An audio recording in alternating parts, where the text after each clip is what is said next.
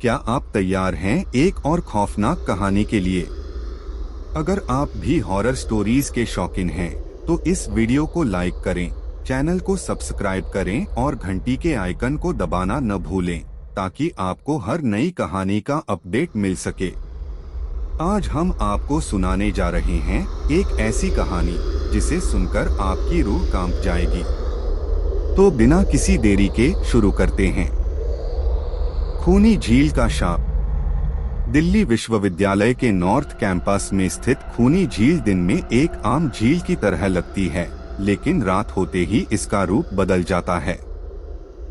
कहते हैं कि यहाँ जो भी अकेले रात में जाता है, वह या तो लौटकर नहीं आता या फिर उसकी हालत ऐसी हो जाती है कि वह कुछ बता नहीं पाता।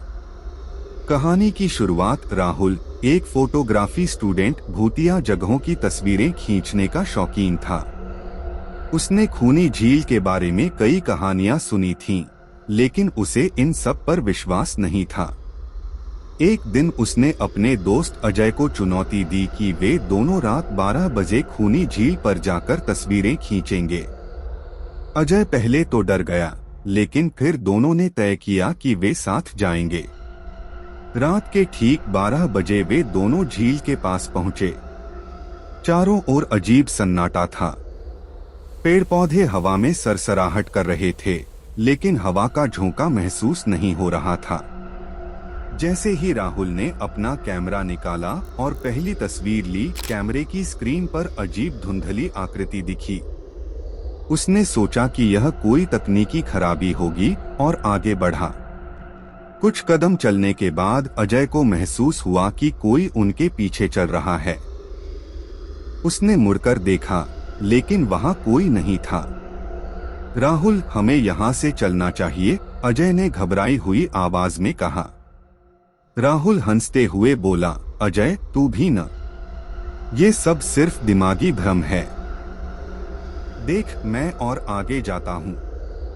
राहुल कुछ कदम आगे बढ़ा ही था कि झील की शांत सतह में हलचल हुई। पानी में कोई हल्के हल्के बुलबुले उठने लगे, जैसे कोई अंदर से सांस ले रहा हो। तभी झील के बीचों बीच एक धुंधली सफेद आकृति उभरने लगी। उसकी आंखें खून जैसी लाल थीं और चेहरे पर गहरी दरारें थीं। राहुल का शरीर कांपने लगा। उसने कैमरा उठाया, लेकिन उसकी उंगलियां सुन्न पड़ गई थीं। तभी वह आकृति झील से निकलकर उनके करीब आने लगी। अचानक एक भयानक चीख गूंजी, जिससे आसपास के पेड़ हिलने लगे। अजय ने राहुल का हाथ पकड़ा और दोनों भागने लगे। जैसे ही वे भागने लगे, उनके पीछे किसी के पैरों की आहट सुनाई देने लगी। मगर जब उन्होंने मुड़कर देखा, तो वहां कोई नहीं था। झील के पानी में उठते बुलबुले अब और तेज हो गए थे। तभी राहुल के पैरों में किसी ने कसकर पकड़ लिया और वह जमीन पर गिर पड़ा। अजय ने किसी तरह उसे खींचकर उठाया, लेकिन राहुल के चेहरे पर खरोंच के निशान बन चुके थे, जैसे किसी नाखूनदार हाथ ने उसे छू लिया हो।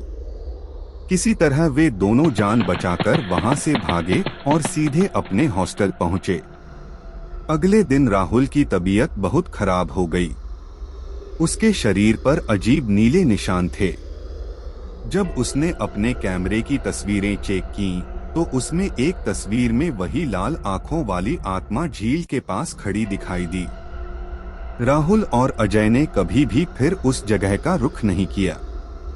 लेकिन कहते हैं कि जो भी वहां अकेला जाता है, उसे झील बुलाने लगती है। और अगर उसने झील की आवाज सुनी, तो वह दोबारा लौटकर नहीं आता। क्या तुम रात के 12 बजे खूनी झील जाने की हिम्मत करोगे?